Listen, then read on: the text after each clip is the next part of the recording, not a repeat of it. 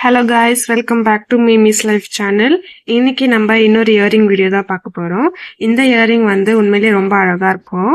இதுதான் எனக்கு இருந்ததுலேயே ரொம்ப ஃபேவரட்டான இயரிங். இதை நான் செய்யணும்னு ரொம்ப நாளாக ட்ரை பண்ணிட்டு இருக்கேன். வாங்க நம்ம வீடியோக்குள்ள போகலாம்.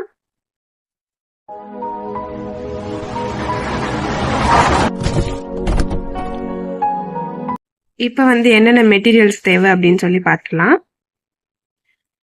இயரிங் இருக்கனால 2 ஹூக்கு, ஸோ 4 ஜம்ப்ரிங் எடுத்திருக்கேன், ஒரு ஐப்பின்னு, செயினை வந்து குட்டி குட்டியா உங்களுக்கு வேண்டிய சைஸ்ல ஒரு 4 பீஸ் எடுத்துக்கோங்க. இங்க 4, அந்த இயரிங்க்கு ஒரு 4.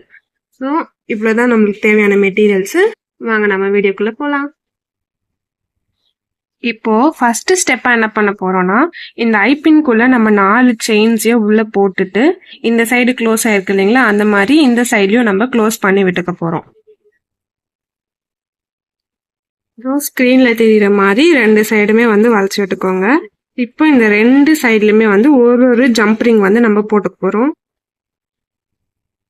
ஸோ இந்த மாதிரி 2 சைடுமே ஜம்ப்ரிங் மாட்டி அதை இந்த ஊக்கோட நம்ம மேட்ச் பண்ணிக்கலாம். இதுதான் அந்த இயரிங்கு. இந்த நடுவில் இருக்க ஐபின் மட்டும் நீங்க கோல்டு கலர்ல போட்டுக்கிட்டீங்கன்னா பார்க்கவே ரொம்ப அழகா இருக்கும். இது வந்து ஆன்டி டர்னிஷ் மாடல்ல இருக்க செயின். ஸோ பார்க்க உண்மையிலே கோல்டு மாதிரி அழகா இருக்கும். நீங்க எல்லா ட்ரெஸ்ஸுக்குமே இது போடலாம். லென்த் வந்து உங்களுக்கு ஏற்ற மாதிரி பண்ணிக்கோங்க. ஸோ நான் இன்னொரு இயரிங்கும் மேக் பண்ணிட்டு காட்டுறேன். அவ்வளோதான், நம்மளோட இந்த இயரிங்ஸ் ரெடி ஆயிடுச்சு. இது பார்க்க நல்லா இருக்கா இல்லையான்னு கமெண்ட்ல சொல்லுங்க. இதையே நீங்க பேஸ் ஐடியாவும் வச்சு உங்களுக்கு ஏற்ற கிரியேட்டிவிட்டி மாதிரி நீங்க ஏதாச்சும் ஆட் பண்ணிக்கலாம்.